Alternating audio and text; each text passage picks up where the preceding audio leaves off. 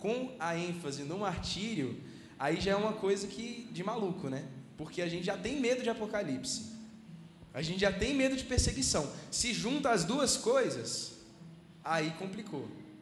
Mas eu quero falar com os irmãos que, assim, é inevitável que a gente vá falar de termos e de temas como uma grande tribulação aqui nessa noite. Eu não quero dar uma aula, por favor, não. Até pedi pro Joe ele fazer um fundo para dar um ar mais de pregação. Não quero dar uma aula, a gente não vai ficar esgotando teologia aqui. Não vamos falar e debater pré-tribulacionismo, pós-tribulacionismo. Eu vou pedir aqui para os irmãos que a gente tire um pouco os óculos que a gente recebeu ao longo da nossa vida toda e a gente analise o texto. E falando de analisar o texto, eu já quero abrir um parênteses. Eu estava numa guerra, porque eu estou lendo a minha Bíblia, no meu devocional diário, eu estou lendo na NVT, na nova versão transformadora, inclusive super recomendo. Se você está procurando uma versão bíblica para estudar, a nova versão transformadora é sensacional. E eu estava lendo nela, e eu preparei a mensagem nela, e eu estava contando que a gente ia ter o projetor para acompanhar junto, porque ela é uma versão de fato diferente. E aconteceu do projetor dar problema, então os irmãos vão ter que ouvir a palavra de Deus e receber pela fé. Acompanhe na versão de vocês, não é tão diferente a ponto de ser herege, né? Claro que não, mas às vezes você vai sentir uma diferençazinha da sua versão, mas não se preocupe, é porque eu estou lendo em uma outra versão, estou lendo na nova versão transformadora. Se você tem Bíblia no celular e consegue colocar lá, aí você acompanha junto comigo, beleza? Mas, então, como eu ia dizendo, o meu objetivo aqui não é esgotar tudo que a gente pode falar de teologia, do fim dos tempos, de tribulação. O meu objetivo é, principalmente, um objetivo pastoral. O que eu quero dizer com objetivo pastoral? Eu quero dizer que eu e os pastores dessa igreja acreditam que tempos difíceis sobrevirão no fim dos tempos. E que é nossa responsabilidade, como pregadores da palavra, como encarregados dos mistérios de Deus, é nossa responsabilidade alertar a igreja e preparar a igreja para suportar as tempestades que virão no fim dos tempos. Amém? Os irmãos estão comigo? Amém. Então, suportar as tempestades que virão no fim dos tempos, é essencial. E nós acreditamos que essa tempestade virá. Irmãos, e é uma questão de prudência. Vamos supor que você construísse uma casa, que você fosse construir uma casa, e essa casa é num barranco, e aí você vai lá e não contrata um arquiteto, porque você diz, não deve chover tão forte. Você não contrata nem um arquiteto nem um engenheiro, porque você diz, não deve chover tão forte, não deve ter nenhum problema com essa casa, com certeza ela não vai desbarrancar, eu vou fazer aqui do meu jeito. Você não foi o quê? Pré-cavido. Aí vamos supor que nunca chova, e a casa nunca deslize. Ótimo. Agora vamos supor que chova, e a casa começa a deslizar, e você perca aquilo no qual você fundamentou a sua vida durante anos. Era melhor ter se preparado, era melhor ter se precavido. A mesma coisa vale para o fim dos tempos e o martírio. Pode ser que você acredite que a igreja só vai subir, que a gente não vai passar por nenhuma tribulação. Se você acredita assim, meu irmão, ótimo, mas é minha responsabilidade deixar precavido, porque caso não seja assim, é melhor que o seu coração esteja preparado. Então, o meu objetivo é preparar o seu coração para essa tempestade e fazer isso da forma mais bíblica possível. A gente vai ler bastante texto, vai correr bastante pela Bíblia. Amém? Eu oro para que os irmãos sejam como eu fui enquanto eu estava preparando essa mensagem.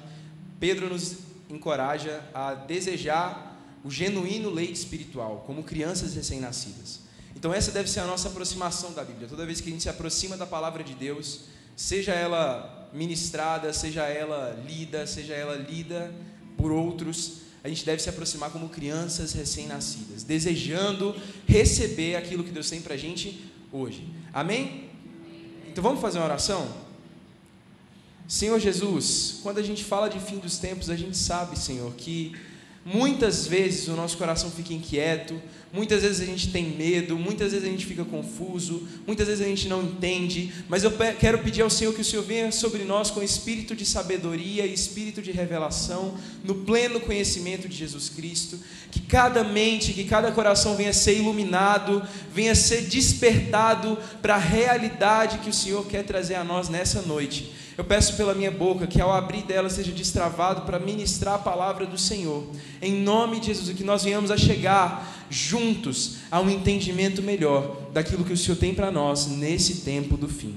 É a minha oração, em nome de Jesus. Amém. Amém. Amém, meus irmãos.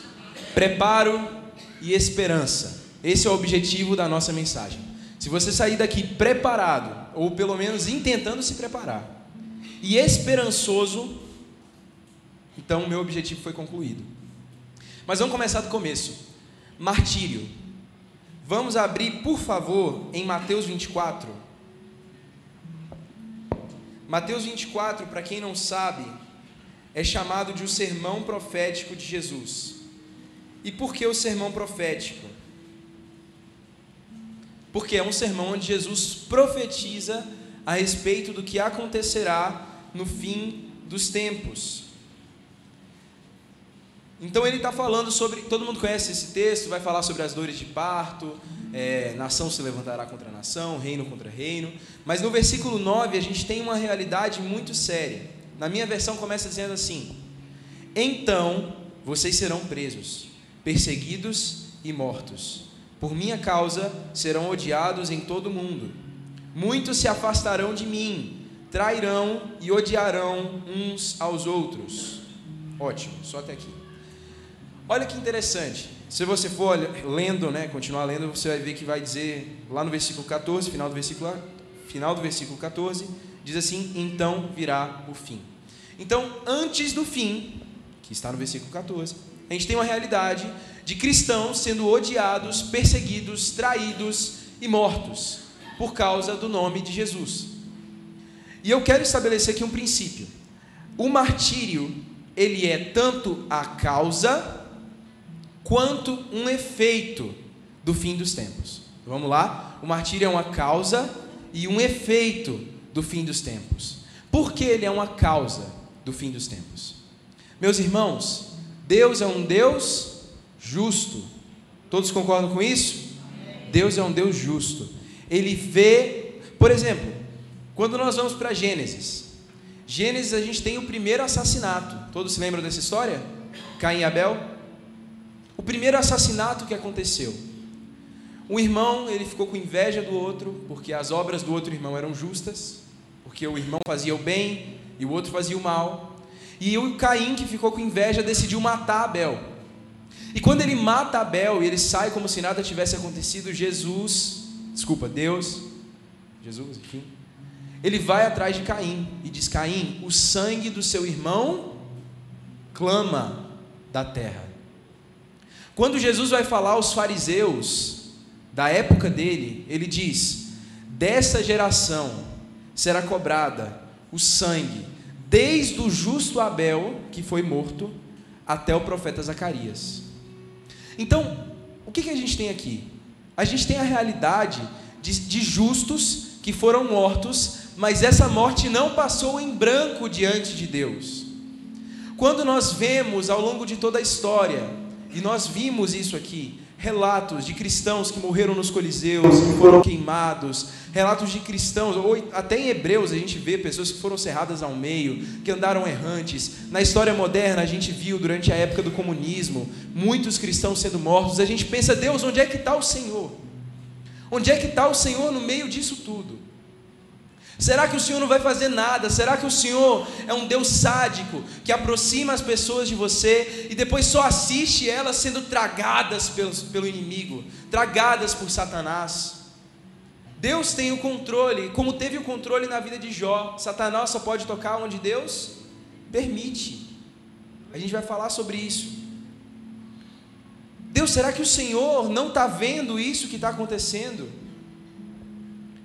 A resposta é: Deus está vendo isso que está acontecendo. Vamos abrir em Apocalipse. Apocalipse, no capítulo 6, no versículo 9.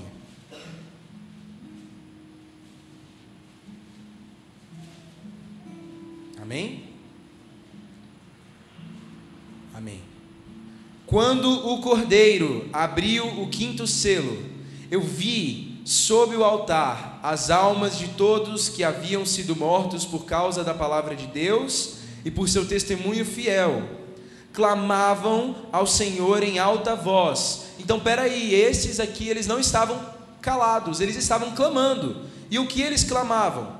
Ó soberano Senhor, santo e verdadeiro, quanto tempo passará até que julgues os habitantes da terra e vingues o nosso sangue? Opa! Então Deus, ele não está inerte diante da realidade da morte dos seus amados. Ele preparou um dia em que ele vai vingar esse sangue. Mas existe uma resposta. Versículo 11. Então a cada um deles foi dada uma veste branca, e lhes foi dito que descansassem mais um pouco, até que se completasse o quê? O número dos seus irmãos, seus companheiros no serviço, ou seus conservos, que se juntariam a eles depois de serem mortos. Ou seja, existem outras pessoas para serem mortas pela palavra de Deus e pelo testemunho de Jesus, e talvez, quem sabe, eu e você estejamos nesse meio. A gente não sabe, né? Mas o que acontece aqui é, cada gota de sangue derramada pelo nome de Jesus apressa o dia da sua vinda, porque o dia da sua vinda é um dia de vingança. Meus irmãos, a Bíblia diz que a vingança pertence a quem? Ao Senhor. E lá em 2 Pedro, no capítulo 3, no versículo 7,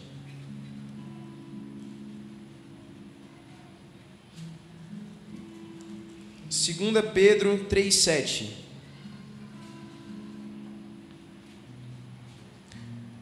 Diz assim: pela mesma palavra, os céus e a terra que agora existem foram reservados para o fogo, e estão guardados para o dia do julgamento, quando todos os perversos serão destruídos. E a gente poderia também aqui complementar com Judas, né? Com a epístola de Judas, que não é o Judas que traiu Jesus, é o Judas, irmão de Jesus, que diz que o Senhor vem com os seus santos anjos contra toda palavra arrogante que foi proferida sobre a terra, para exercer juízo. Então, a gente entende aqui, eu quero formar na sua mente uma ideia do dia do Senhor. Quando eu falo dia do Senhor, eu não estou falando de um dia, eu estou falando de um período de tempo que a gente conhece como grande tribulação. Uma que nunca houve antes e uma que nunca mais haverá. Amém? Os irmãos estão acompanhando? Existe um dia que o Senhor preparou para vingar o sangue dos seus escolhidos. Não passa em branco o sofrimento que cada irmão nosso passou, o sofrimento que muitas vezes nós vamos passar, as injustiças que têm sido cometidas na nossa nação, as palavras arrogantes que têm sido faladas muitas vezes na nossa nação e em outras nações da terra. Não, nenhuma delas está sendo esquecida. É claro que a gente entende que Deus não é um Deus que não perdoa. Paulo foi um perseguidor da igreja e foi perdoado, amém? Mas aqui a gente está falando de pessoas que não se arrependeram do que fizeram. E é interessante pensar nisso, principalmente no tempo do fim. Quantos aqui acreditam que estão vivendo o tempo do fim? Levante sua mão. Se você acredita que está vivendo o tempo do fim, eu também acredito. Eu acredito que a gente está mais próximo do que nunca. E isso é uma verdade, nós estamos mais próximos do que nunca da vinda do nosso Senhor. Mas é importante a gente entender que essa vinda ela não acontece até que a maldade chegue no seu ápice. Olha só, você não precisa abrir, mas lá em Gênesis 15, do 13 ao 16, quando Deus está falando sobre a promessa de dar a terra aos descendentes de Abraão, ele diz assim: vai chegar o tempo em que eu vou dar essa terra a vocês, mas ainda não é agora, porque ainda não se completou a medida da iniquidade dos amorreus. Ainda não encheu a medida da maldade daquele povo lá.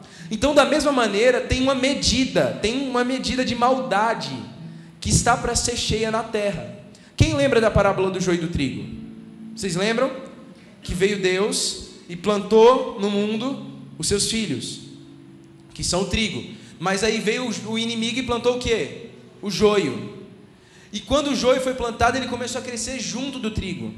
E aí os anjos disseram, quer que a gente... Os anjos disseram para Deus, né? Os servos lá da parábola. Quer que a gente arranque o joio? E a resposta é não. Deixe que cresça, até que atinja a maturidade. E quando crescer e atingir a maturidade, os anjos virão. Eles recolherão o trigo e colocarão aonde? No celeiro.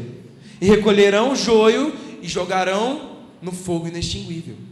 Então o que a gente entende? Que tanto o trigo quanto o joio tem que crescer. Eles têm que atingir uma medida. A igreja ainda não chegou na medida de maturidade que ela vai chegar. Ainda tem muito para crescer, amém? Ainda tem muito para crescer. Glória a Deus por isso. Glória a Deus porque não chegamos ainda.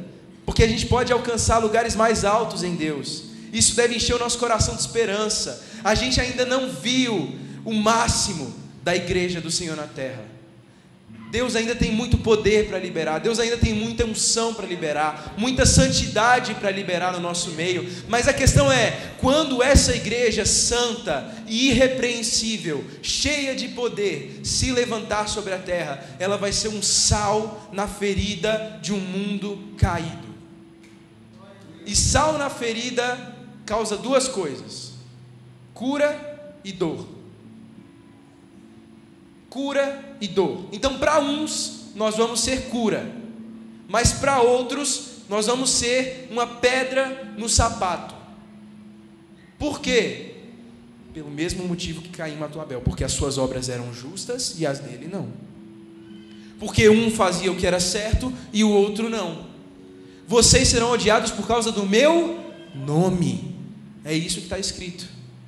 Então vai chegar esse tempo. Ainda não chegou esse tempo em plenitude. A gente já vê alguns relances disso para lá, para cá, mas ainda não chegou esse tempo em plenitude. Mas vai chegar. Vai chegar o tempo em que a igreja vai ser tão salgada. O sal vai estar tão salgado que vai doer na ferida do mundo. E então a palavra profética de Jesus será cumprida. E então o mundo se voltará contra a igreja. E aí vai ser aquele momento em que vai ficar bem destacado quem é e quem não é. Vai ficar bem destacado aqueles que são e aqueles que não são de Jesus. E esse momento, meus amados irmãos, ele vem um pouco antes da grande tribulação propriamente dita.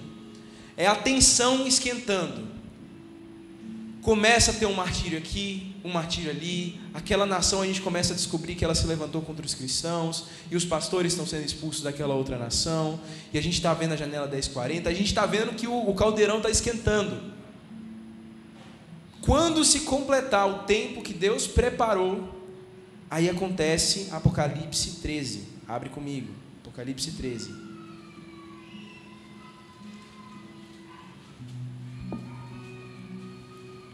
Apocalipse 13, a gente pode ler o texto todo? Acho que dá para ler o texto todo. 13:1. Então vi sair do mar uma besta, tinha 10 chifres e 7 cabeças, e uma coroa em cada chifre. Em cada cabeça estavam escritos nomes de blasfêmia. A besta parecia um leopardo, mas tinha pés como de urso e boca como de leão. E o dragão deu à besta seu poder, seu trono e grande autoridade. Vi que uma das cabeças da besta parecia mortalmente ferida, mas o ferimento mortal foi curado. O mundo inteiro se maravilhou e seguiu a besta. Adoraram o dragão por ter dado à besta tamanho e poder. O dragão aqui é Satanás, ok? E a besta é o anticristo. Por ter dado tamanho e poder, e também a adoraram. Quem é tão grande como a besta? Dizem. Quem é capaz de lutar contra ela? Então foi permitido à besta falar grandes blasfêmias. E lhe foi dada autoridade para fazer o que quisesse durante 42 meses. Eu quero que você fique com bastante atenção a essas estruturas. Foi permitido, foi dado, tá? Ela blasfemou terrivelmente contra Deus, difamando o seu nome, o seu tabernáculo e os que habitam no céu. Atenção aqui. Foi permitido à besta guerrear contra o povo santo e vencê-lo. E ela recebeu autoridade para governar sobre cada tribo, povo, língua e nação. E todos os habitantes da terra adoraram a besta. São eles os que não têm não têm os seus nomes escritos no livro da vida que pertence ao Cordeiro, que foi morto antes da criação do mundo. Quem é capaz de ouvir, ouça com atenção. Quem estiver destinado à prisão será preso. Quem estiver destinado a morrer pela espada, morrerá pela espada. Isso significa que o povo santo deve ser perseverante e se manter fiel. Espera aí, pessoal. Tem uma besta que age sob o poder de Satanás, e Deus deu a permissão para ela lutar contra o povo santo e vencer. Então nós somos mais do que vencedores, sim ou não? Mas muitas vezes a nossa vitória se dá por meio da morte. Foi dada a essa besta o poder de lutar contra o povo santo e vencer. E aqui tem toda vez que essa frase aparece, tanto quando Jesus fala, tanto quando acontece em Apocalipse, é aquele momento da gente parar tudo e falar assim: tem alguma coisa aqui que eu preciso entender. Quem tem ouvidos, ouça. Se você viu isso na sua Bíblia, para o que você está fazendo. Espera aí, que tem alguma coisa aqui que eu preciso entender, que não é o que parece ser, não é tão simples de entender. Eu tenho que ouvir com atenção, eu tenho que discernir no espírito o que está acontecendo. E ele está dizendo: quem estiver destinado à prisão vai ser preso. Quem estiver destinado à espada vai ser morto pela espada. O que a gente entende? Que no fim dos tempos vão existir pessoas muito especiais, escolhidas a dedo por Deus, para passar por dificuldades muito especiais, escolhidas a dedo por Deus. Como Deus falou para Paulo: eu vou fazer entender o quanto importa sofrer pelo meu nome. Então isso é muito sério. E o mais sério ainda é a última frase. Isso significa que o povo santo deve ser perseverante e permanecer fiel. Ou então, aqui está a fidelidade e a perseverança dos santos. Então, basicamente o que o texto está dizendo é: onde está a sua fidelidade e a sua perseverança? Percebe que o texto ele deixou bem claro que vai ter dois tipos de gente na terra. Vão ter aqueles que não têm o nome escrito no livro da vida do Cordeiro, e eles vão adorar a besta. E diz aqui que todo o mundo vai adorar a besta, e aqueles que têm o nome escrito no livro da vida do Cordeiro. E esses vão sofrer. Meus irmãos, diante disso, a gente pode agitar o nosso coração, a gente pode ficar com medo, a gente pode fazer várias coisas. Mas eu acho que o texto aqui ele dá indícios de que a gente deve fazer duas coisas. A gente deve dar atenção a duas coisas aqui. Discernimento. Fala comigo, discernimento. Discernimento é a primeira coisa que a gente tem que ter. Por quê? Porque vai se levantar uma igreja. Eu falei que ia ser duas coisas, não esqueci de falar a segunda. Discernimento é a primeira coisa. E a segunda coisa é fidelidade. Discernimento e fidelidade são as duas posturas que a gente tem que assumir diante da realidade de que no fim dos tempos muita coisa ruim vai acontecer com a gente. Diante dessa realidade eu tenho que ter duas posturas: discernimento e fidelidade. Vamos falar um pouco sobre discernimento. Jesus nos ensina a discernir o tempo em que estamos vivendo. Vocês se lembram lá em Mateus 24, se quiserem abrir podem, mas eu vou só citar o texto. Mateus 24, do 32 ao 35, vai falar da parábola da figueira. E diz assim que quando vocês virem os seus ramos desabrochando, vocês já podem saber que o verão está próximo. Assim também, quando vocês virem essas coisas acontecendo, que coisas? O aumento da maldade, as guerras, a fome, o aumento do ódio do mundo para com a igreja. Quando vocês virem essas coisas acontecendo, não relativizem. Não achem que nada a ver isso. Não, saibam que está próximo. Porque muitas pessoas, sob a desculpa de dizer: a gente não vai saber nem o dia nem a hora. De fato, a gente não vai saber nem o dia nem a hora. Mas a gente sabe que está próximo e deve saber que está próximo à medida que a gente vê se cumprir a palavra profética. Existem 3 grandes textos, pelo menos, que falam sobre isso: Daniel, Mateus 24 e Apocalipse. Quando a gente vê as coisas se cumprindo, gente, a gente não deve assumir uma postura de talvez seja isso. Não, a gente deve inflamar o nosso coração de desejo, de preparação. Porque quando a gente fala de discernimento, ele vem sempre junto de uma outra palavrinha usada por Jesus em Mateus 25, durante todo o capítulo: vigilância. O discernimento não é ficar procurando no YouTube vídeo de conspiração para ver qual é o anticristo, se é o Papa que vai ressuscitar, e não sei se vocês já viram esse tipo de coisa, esses absurdos aí. Não sei se o Papa vai ressuscitar, gente, eu acho que não. Mas não é isso, pelo amor de Deus, não é isso. É vigilância. A vigilância, ela diz respeito a uma postura que a gente assume diante de uma incerteza. Então, como assim? Vamos falar de vigilância de um vigia. O vigia, ele está ali no banco Santander, ele está posturado, atento. Por quê? Porque ele não sabe se em algum momento vai chegar um ladrão, botando pânico em todo mundo, e ele vai ter que reagir. Ele não sabe, ele simplesmente não sabe, mas ele está em posição de vigia. Agora, Jesus, ele nos deu uma condição ainda melhor. Ele disse assim: tem como você ter uma noção, para você ficar mais vigilante ainda. É como se um amigo seu te ligasse e falasse assim: olha, hoje à tarde eu vou passar aí na sua casa, beleza? Prepara um café aí. Hoje à tarde tem quanto tempo? De 12h às 6?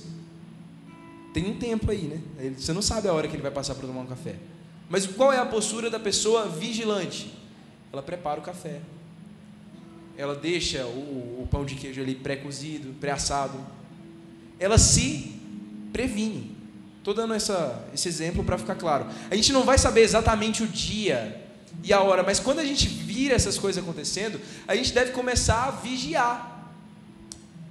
Quando a gente vê essas coisas acontecendo, gente, no Brasil, quando a gente vê essas coisas acontecendo no mundo afora, será que a gente tem mesmo assumido uma postura de vigilância? Porque a Bíblia fala de 2 servos, lá em Mateus 24. Vamos abrir, eu acho que agora a gente pode abrir. A Bíblia fala de 2 servos, 2 tipos de pessoas que vão existir.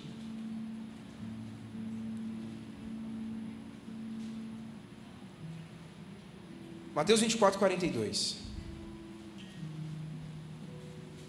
É isso aqui que eu estou querendo dizer quando eu falo de vigilância.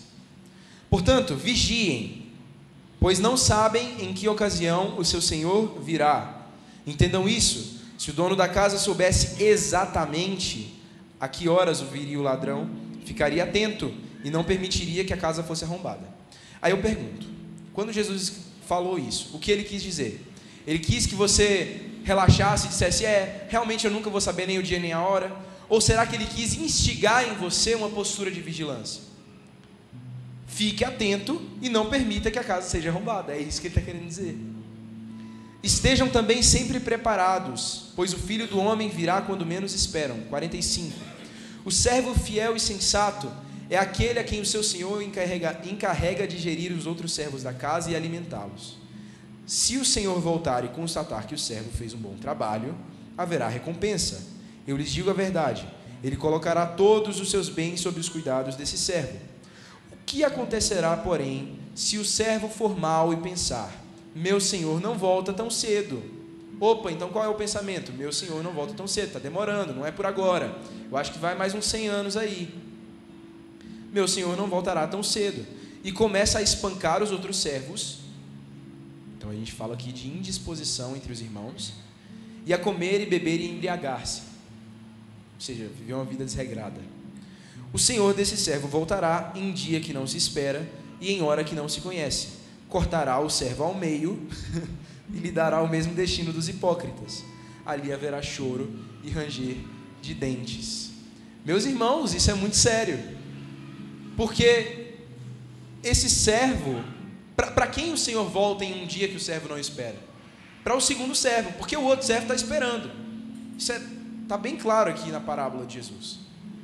Da mesma maneira, irmãos, quando nós vemos esses despontares da maldade no mundo, o despontar a gente tem falado sobre isso na EBD, das narrativas da iniquidade. O que é uma narrativa da iniquidade? É uma história que te contam, que te faz acreditar que o bom é mal e que o mal é bom. Quando a gente vê isso acontecendo, quando a gente vê a igreja se levantando de novo, quando a gente vê dentro do nosso coração nascendo a chama de se preparar, a gente não deve considerar isso como algo pequeno. A gente deve considerar isso como um sinal do fim dos tempos. Porque existe uma promessa de que no fim dos tempos a terra seria cheia do Espírito Santo. O Espírito seria derramado sobre toda a carne. Eu sei que Pedro falou isso em Atos 2, e tem gente que diz que já se cumpriu lá, mas eu te pergunto, o sol já virou trevas? A lua já virou sangue? Você está vendo coluna de nuvem e sangue no céu? Não, você não está vendo isso, então a palavra não se cumpriu plenamente. Quer dizer que ainda tem um derramado Espírito Santo para acontecer a nível mundial, que nós vamos experimentar em nome de Jesus. E quando nós vemos cultos como esse, onde a presença de Deus é manifesta durante o louvor, onde há discernimento de espíritos durante a oração, onde os dons estão em atividade, quando a gente vai para a nossa casa e a gente começa a ver, durante o tempo que a gente está lá, um desejo de orar em família, de se reunir para clamar pela nação, quando a gente vir isso acontecendo, que o nosso coração não seja leviano, que seja um coração atento, porque o tempo está próximo. E aí a gente assume a postura de vigia. E como vigiar? Aguardando e apressando, dando testemunho. A gente tem lá em Apocalipse 12 o relato da igreja que venceu a Satanás. Nós somos essa igreja. Ou pelo menos dentre nós existem pessoas que são dessa igreja. Eu espero que a maioria aqui seja, eu espero que eu seja parte dessa igreja. Em nome de Jesus. Nós vemos no versículo 10 de Apocalipse 12.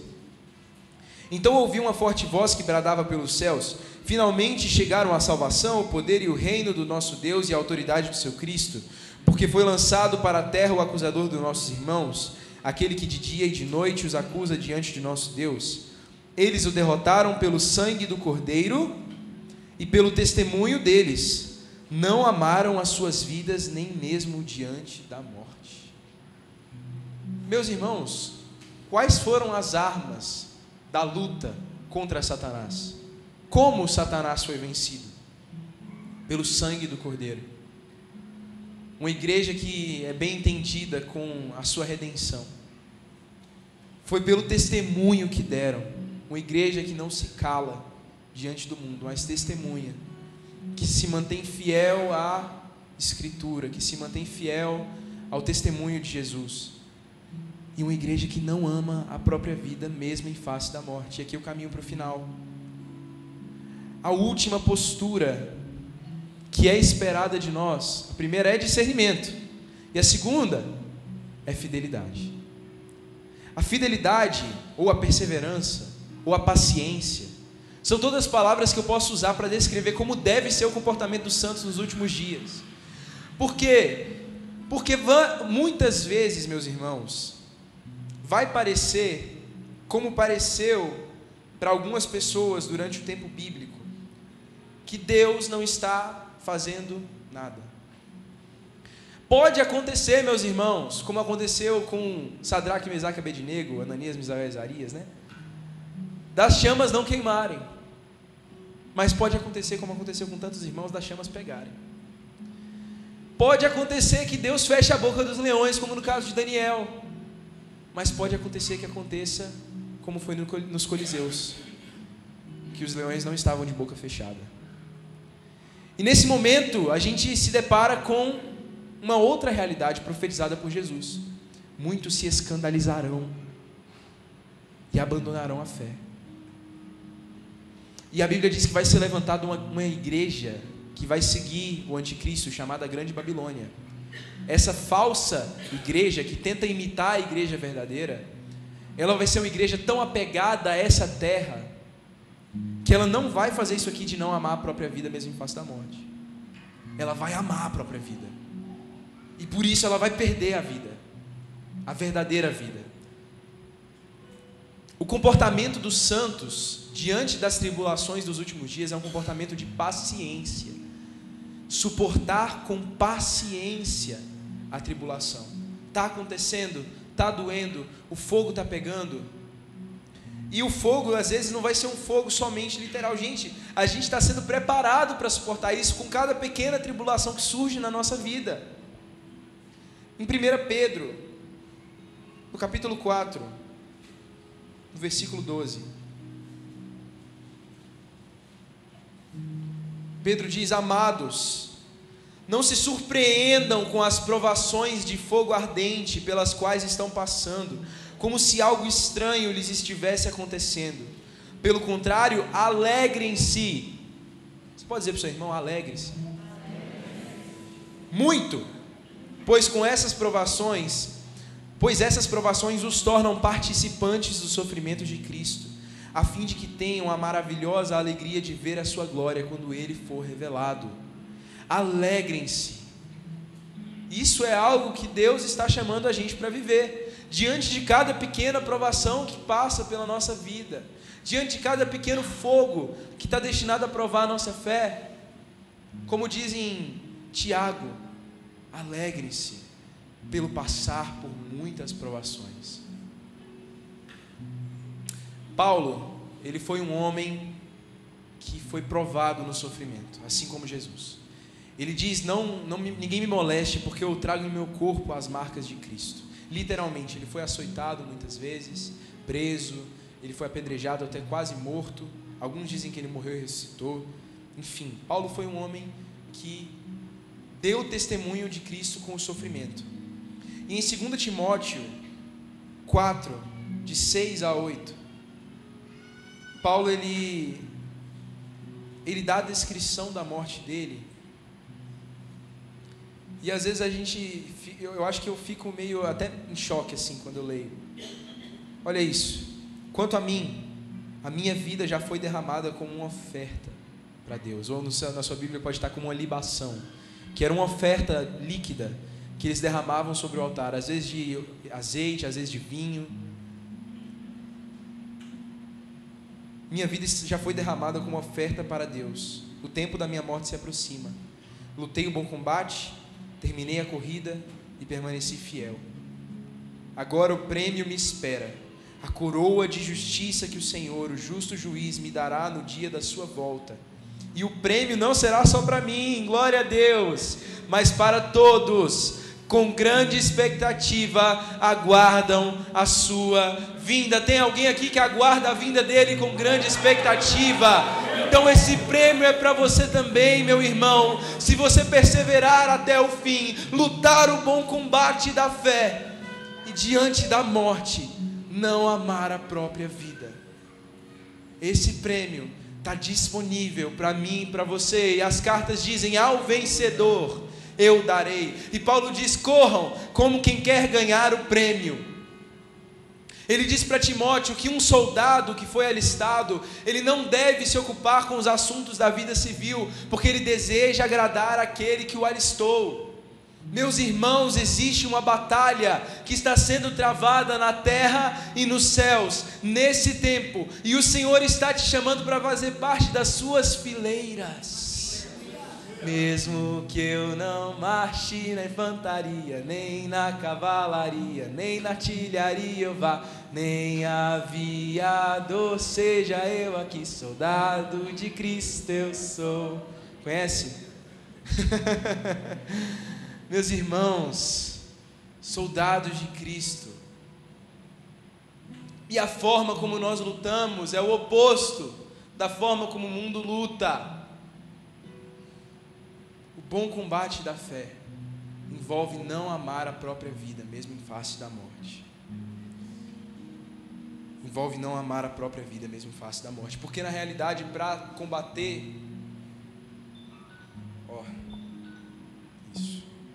para combater nesses tempos, para dar a cara a tapa, e eu não estou falando aqui de militar na internet, eu não estou falando de nada disso, eu estou falando de realmente botar o pé na lama e ir de pessoa em pessoa, e nas pessoas que você encontra no seu dia a dia, você dá testemunho de Jesus, porque dar testemunho de Jesus por trás do teclado é pouco corajoso. Dar testemunho de Jesus olhando no olho, isso tem valor. Isso é importante a gente saber. Irmãos, e eu queria terminar lendo com vocês Apocalipse 12, o relato do fim de tudo isso. Desculpa, perdão, não é Apocalipse 12, é Apocalipse 7. Porque, irmãos, se no final de tudo isso fosse só um fim turvo de uma morte despropositada, tudo isso que a gente falou não teria valor algum. Mas olha o que diz em Apocalipse 7, do 9 ao 17. Depois disso, eu vi uma imensa multidão, grande demais para ser contada, de todas as nações, tribos, povos, línguas, em pé diante do trono e diante do Cordeiro. Usavam vestes brancas e seguravam ramos de palmeiras, e gritavam com grande estrondo: a salvação vem de nosso Deus, que está assentado no trono e do Cordeiro. E todos os anjos estavam em pé ao redor do trono, dos anciãos e dos 4 seres vivos. Prostraram-se com o rosto em terra diante do trono e adoraram a Deus, cantando amém. Louvor e glória e sabedoria, gratidão e honra, força e poder pertencem ao nosso Deus para todos sempre. Amém. Então um dos anciãos me perguntou: quem são estes vestidos de branco e de onde vieram? Eu lhe respondi: Senhor, tu o sabes. E ele disse: são aqueles que vieram da grande tribulação, lavaram e branquearam suas vestes no sangue do Cordeiro. Por isso estão diante do trono de Deus, de dia e de noite, o servem no seu templo. E aquele que se senta no trono lhes dará abrigo. Nunca mais terão fome e nem sede, e o calor do sol nunca mais os queimará, pois o Cordeiro que está no centro do trono será o seu pastor.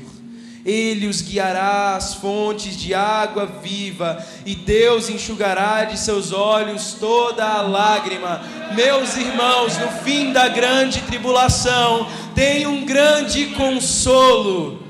Tem um grande consolo, não consolo vindo de homens, não consolo vindo de anjos, mas o próprio Deus enxugará dos olhos deles toda a lágrima.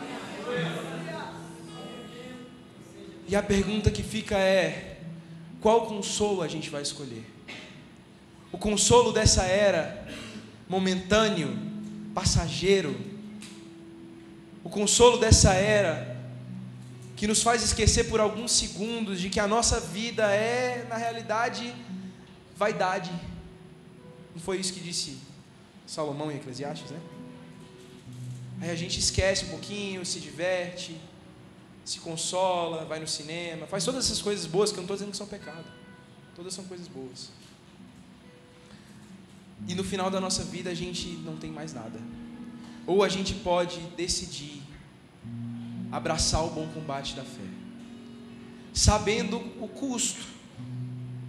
O custo é muitas vezes ser odiado, o custo é muitas vezes ser deixado de lado, o custo é muitas vezes a própria vida, mas a recompensa é uma coroa eterna, é uma recompensa eterna. Amém? Vamos orar? Fique de pé no seu lugar, irmão.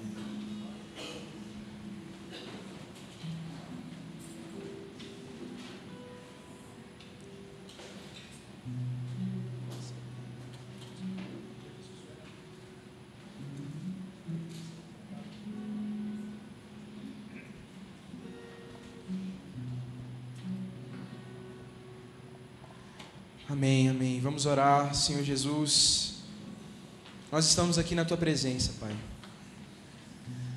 Jesus, nós estamos diante de Ti e o Senhor prova o nosso coração como um raio-x, vê por trás da nossa pele, da nossa carne. Deus, o Senhor nos vê e nos sonda, e o Senhor sabe, na verdade, o quanto nós amamos essa terra, o quanto nós somos apegados às coisas daqui. O Senhor vê, na verdade, o quanto nós somos tão mesquinhos, tão amantes de nós mesmos, e nós confessamos esse pecado diante de Ti. mas dizemos, Senhor, que dentro de nós também há um desejo de te honrar. Deus, dentro de nós há um verdadeiro e sincero desejo de te honrar com a nossa vida. Deus, dentro de nós há um anseio por tomar parte do sofrimento de Cristo. Como Paulo disse, eu quero me conformar com Ele em sua morte, para de algum modo alcançar a ressurreição dentre os mortos. E isso está dentro de mim e está dentro dos meus irmãos. E eu quero te pedir, meu Senhor, que o Senhor venha fazer aumentar esse desejo de honrar a Cristo a todo momento, na vida ou na morte, porque o Senhor, Deus, é digno de nós, na vida ou na morte. O Senhor é digno de tudo, Deus, e a nossa esperança é que um dia a nossa tribulação terá um fim, um dia o nosso esforço terá um fim, e o Senhor virá nos buscar.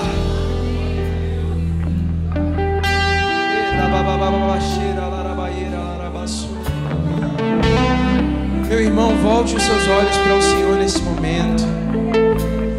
Volte os seus olhos para o Senhor nesse momento.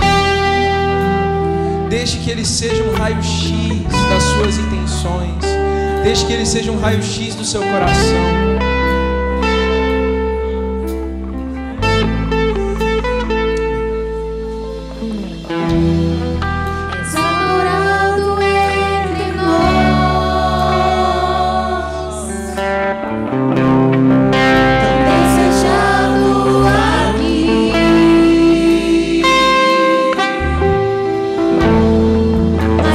Se comparará com a glória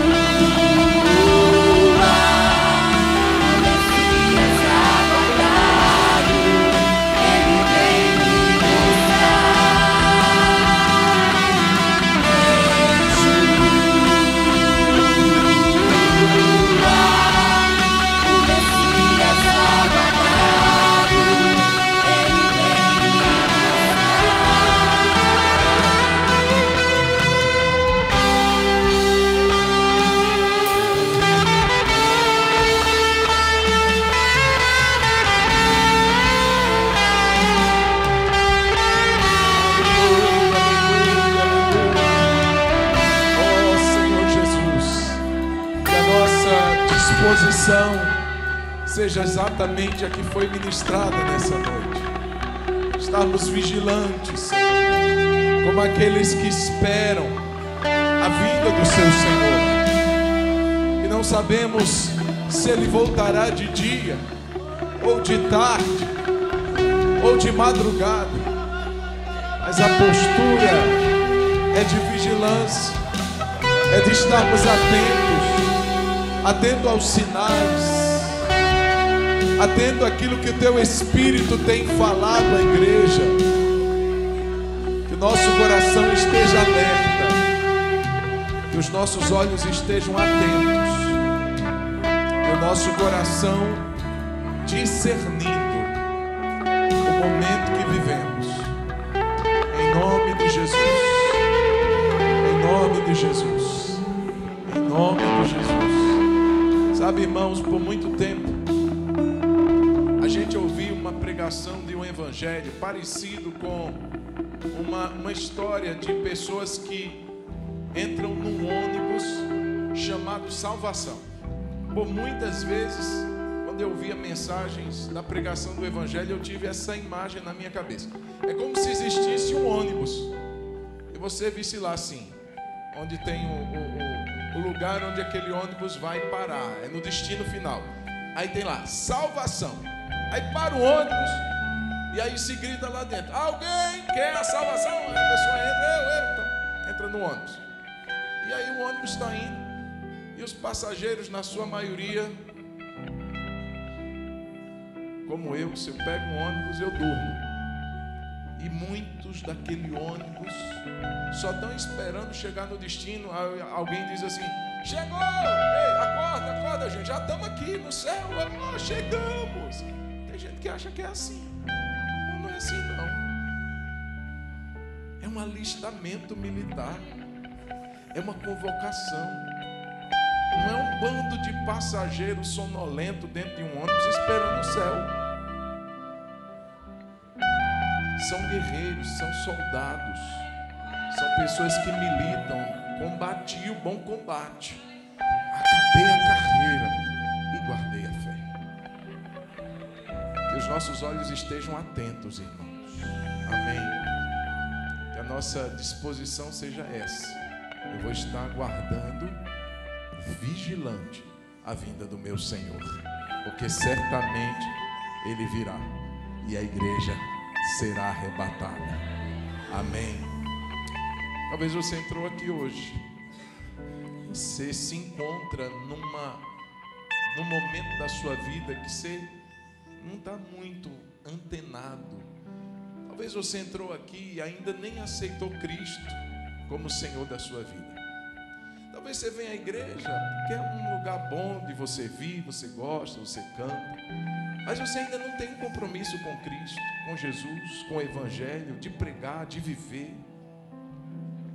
E se for necessário até de entregar a sua vida por esse Evangelho, você diz assim: não, eu vim no Evangelho para que ele me sirva.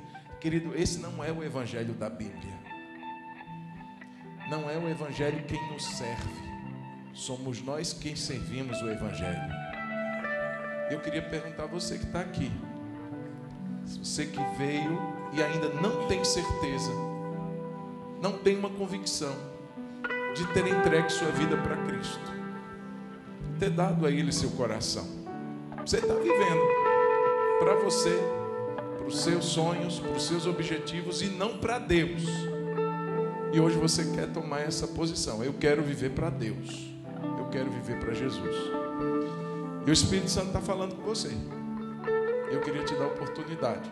Se você é essa pessoa que quer entregar a sua vida para Jesus, viver uma vida com Ele, para Ele e para a glória dEle, servindo, amando, adorando a Ele até o seu último dia aqui nessa terra, eu gostaria de pedir que você levantasse a sua mão. Se você é essa pessoa que quer tomar essa decisão hoje: pastor, eu quero entregar minha vida para Jesus. Se tiver alguém aqui hoje que quer fazer essa oração, que quer fazer essa decisão, essa entrega, levante a sua mão, eu quero orar com você.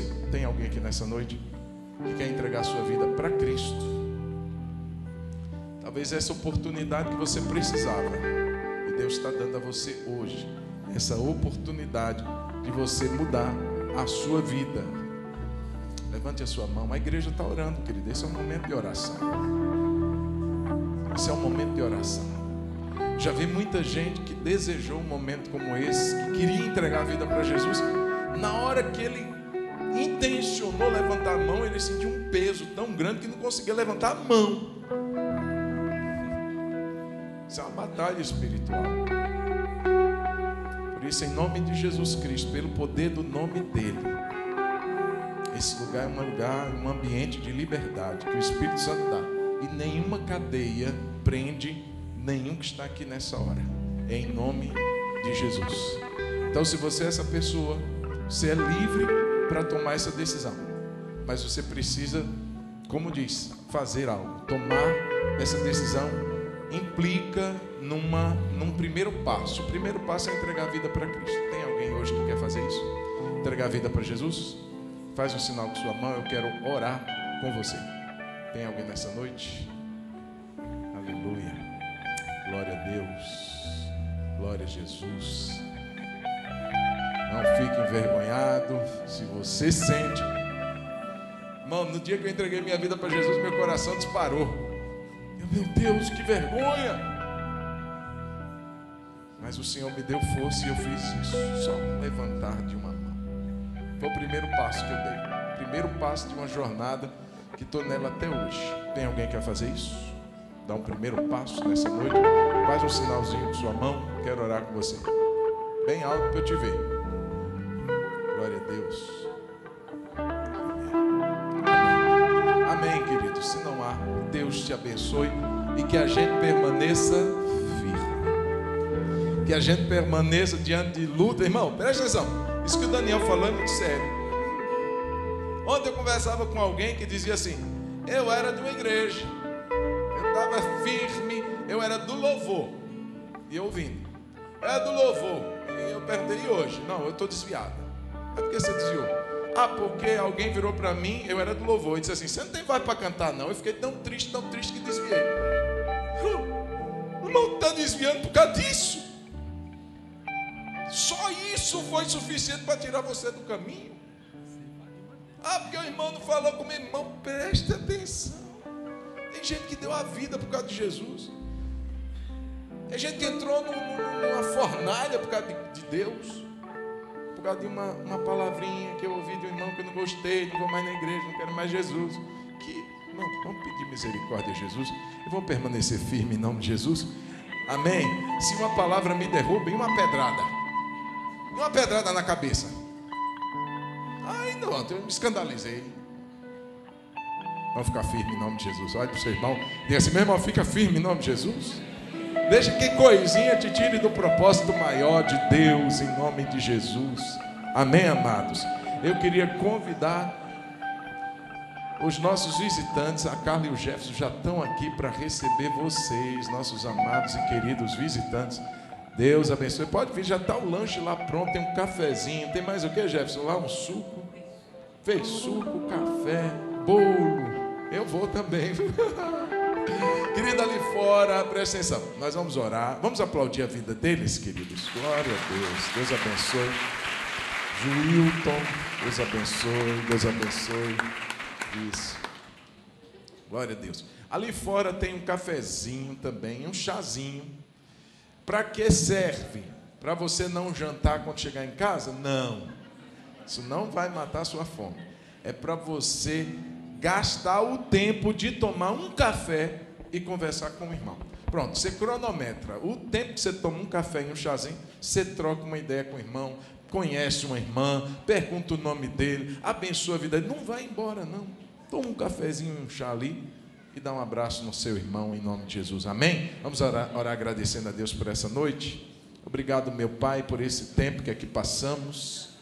Esse culto, Senhor, que não foi para homens, foi para o Senhor. E a nossa expectativa é que tenha subido até a Tua presença em aroma agradável ao Senhor. O Senhor tenha aspirado, recebido cada louvor, cada expressão de gratidão. Ah, Senhor, o nosso coração rendido, e isso tem alegrado o Teu coração.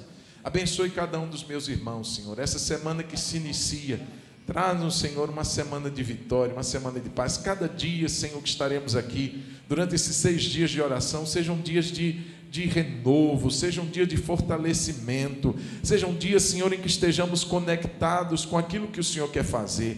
Meu Deus, em nome de Jesus, dá-nos, ó Deus, agora um retorno em paz aos nossos lares. Livra-nos, Senhor, de todo e qualquer propósito maligno e dá-nos uma noite num sono restaurador e tranquilo, o sono dos justos, em nome de Jesus. Que o amor do Pai, a graça de nosso Senhor Jesus Cristo e o consolo do Espírito seja sobre vocês, sobre todo o povo de Deus, hoje e sempre. Amém. Deus abençoe, vá em paz.